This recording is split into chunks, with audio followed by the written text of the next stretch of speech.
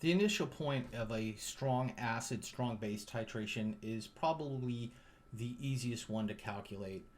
I know I'm at the starting point because I have not added in any sodium hydroxide to the solution. And in this case, we're asking what's the initial pH of our titration. I've given you that I have 50 milliliters of a 0.1 molar HCl solution. So because I haven't added any base, I don't need to consider any kind of neutralization reaction.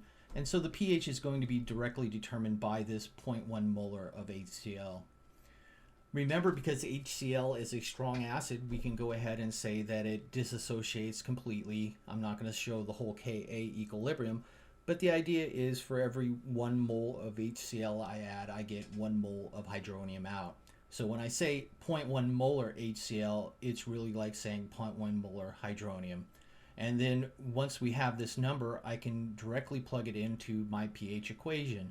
pH says that it is equal to the negative log of the concentration of hydronium. Well, here's our concentration of hydronium. And so at the initial point of our titration, the pH is equal to 1.